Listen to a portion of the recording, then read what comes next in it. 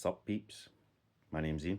I sell books on eBay, and it's been a while, hasn't it? It has been a wee while, but I thought I'd jump back towards the end of the year here and just share a few highlights from the year. So the first little video in that series it's going to be eBay highlights. You know, what has been a highlight in 2024 whilst selling books on eBay. It's not a top 10 list, it's not a top 5 list, it's just a few highlights in a few different areas that, you know, have kept me going throughout the year. So let's start with the little email that eBay send out to all the sellers at the end of the year, just saying, you know, what have your highlights been? Most of it is without context, so it doesn't really mean a huge amount unless there is some sort of, you know, context that you can give it. But we're going to start there anyway. So eBay have told me this year, 2024, the year of the ginger cat, that I was in the top 5% sellers in my category. That could be good. It could be meaningless. I don't really know how many people sell books. Probably quite a few. So that top 5% is still, you know, a big piece. But it's nice to know that by niching down, by specialising, that things are moving forward in that direction. So that's the first thing, being the top 5% in my category within the UK. You know, obviously that's UK, it's not worldwide. Worldwide, I imagine that would drop down quite significantly. But that's a good place to start.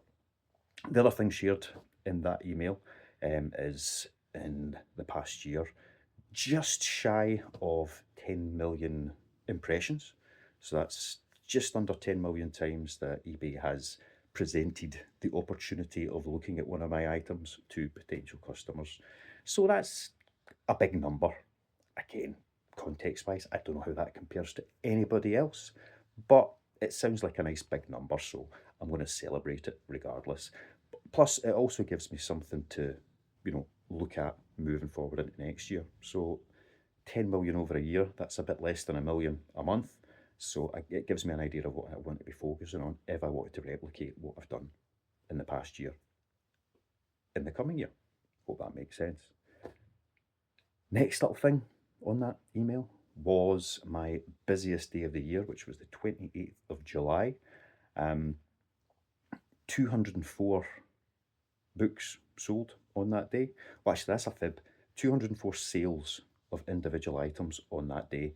Now, some of those were, you know, one customer's bought 5 books, but also some of those include where one sale was a pre-made bundle of 5 books or 10 books or 3 books or 2 books or whatever it might be.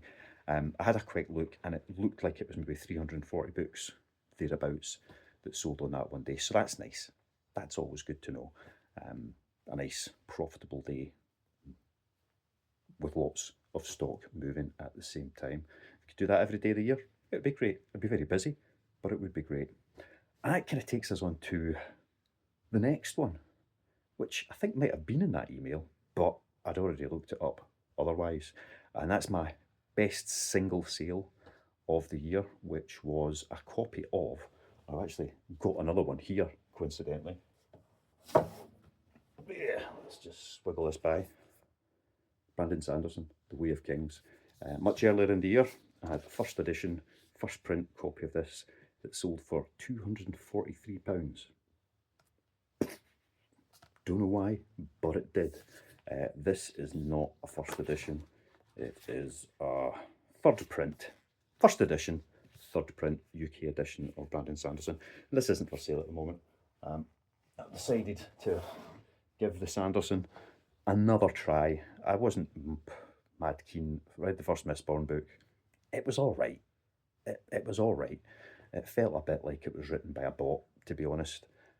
But I thought, right, everyone's raving about it. Let's give the Stormlight Archive a little bit of a go. So I'd picked up the newest book just on release, and I'd collected a couple of the others from charity shop over the last few months.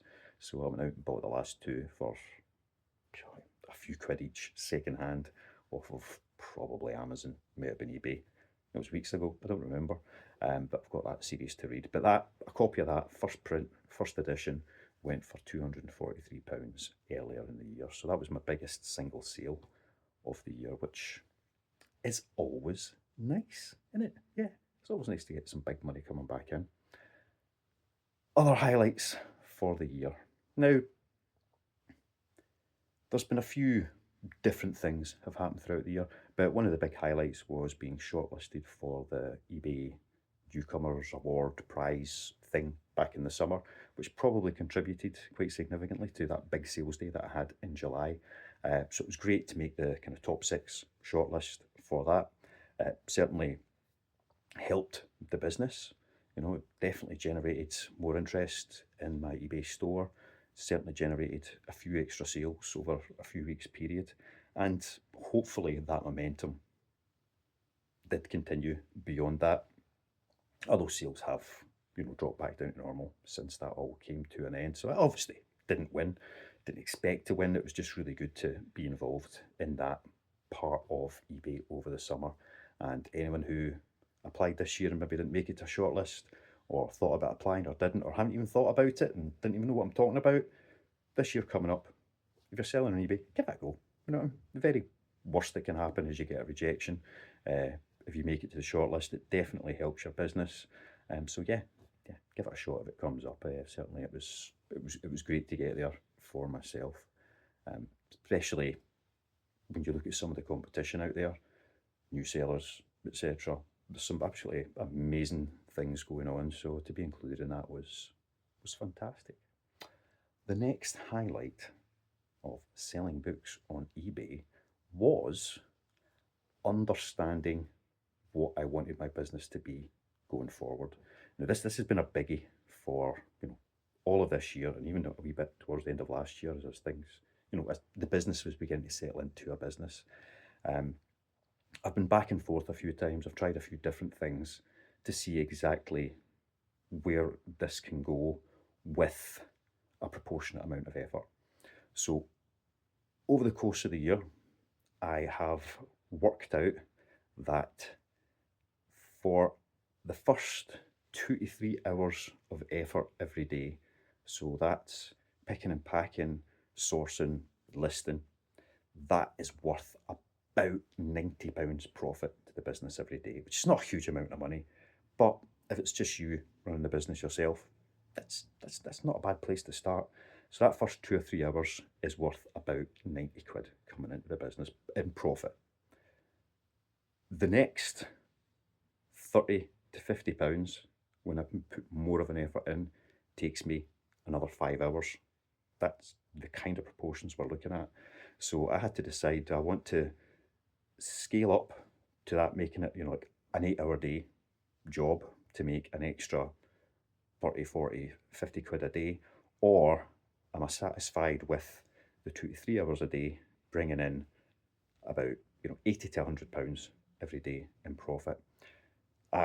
Later in the year there, actually at the start of November, I tested a wee bit of that out, and I got somebody to do some listing for me. So that took those extra 5 hours that were needed.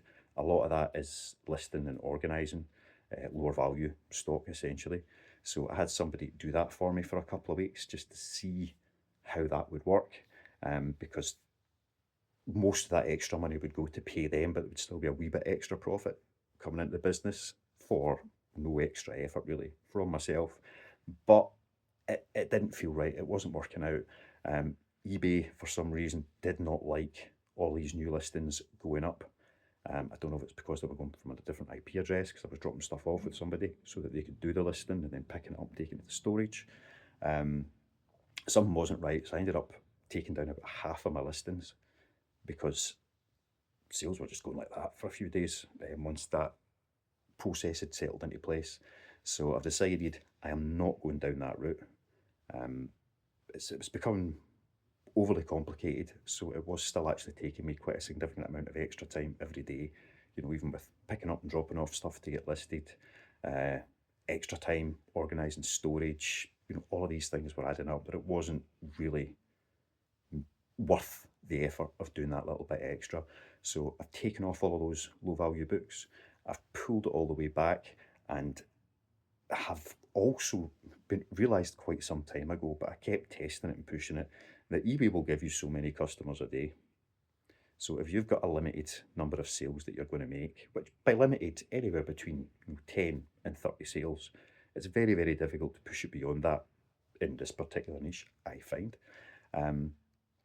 If that's the number of sales you're going to get, then you don't want 30 sales at £3, you want 10 sales at £30. I hope that makes some kind of sense. Better profit margins, all the rest of it. And that has worked. The last 6-7 weeks since I've been really focusing on that, it does seem to be going quite well. Obviously we're in Q4, but we've reached the end of Q4 now, so it's not a direct comparison with earlier in the year, but it's a lot less effort for similar kind of takeaway profits. So that's how we're going to go moving forward. We're going to stick to saying, right, we've got 2 or 3 hours a day, which is still, 20 hours a week. And that's what's going to be put into the selling books business. Some days it will be more than that. Some days, like today, yesterday was the 21st of December, so I think I had 3 sales. Post is by, a few quiet days, maybe pick up again a wee bit in the new year. So today, I won't be doing anything. I'll take the 10 minutes today would have taken and stick it on to tomorrow morning before I go and drop stuff off for the last kind of postal run of the period. But yeah, big highlight, big success, I feel, is really making that decision as to exactly where I want to go with this. I mean, a wee aside, right? I watch quite a lot of YouTube, don't we all? I hear a lot of people talking about, I'm a full-time reseller, and I do this, and I do this, and I do this. And some of these sellers share their numbers and their metrics, and I'm not quite sure what they mean by full-time reseller. Does that mean that they're spending 20 hours a day, or 8 hours a day, or whatever it might be, reselling to make £100? That doesn't seem like worth that huge effort for that amount of money. It's better than going and working in an office, no doubt, but I do wonder if they are more like me, and when they're saying full-time, they just mean that's kind of like a main income, but they are actually working a lot less than that. But perhaps it's not good to say, yeah, it's 2 or 3 hours a day, and that makes me full-time reseller, because that's where the bulk of my income comes from. So it's that kid on that you're working 12 hours. I don't know. If somebody's putting 8, 10, 12 hours a day into this, you would be expecting £300-400 a day return to make it worthwhile, or similar to what I've found. First couple of hours make sure your money, and then it's pennies. After that, who knows? Anyway, that's kind of my highs and lows on eBay for the year. I've also had some great pickups for my own collection and for reselling, but I'm going to make a couple of separate wee videos on that kind of top 10 thing. So keep your eyes peeled for that. Anyway, I know I've not been here much in the last couple of months, but really want to thank everybody for all their support throughout the year here on YouTube, over on eBay, the couple of whatnot options that I ran, etc. It's been a great year. It's been great having you guys along with me for a big chunk of that. And I'm just watching to see if old Hugo there falls off his bookshelf whilst trying to clean his tail. No, he's given up, so he's all right for now. Anyway, as ever, I'll see you soon. Thanks again, guys. Take care. Bye.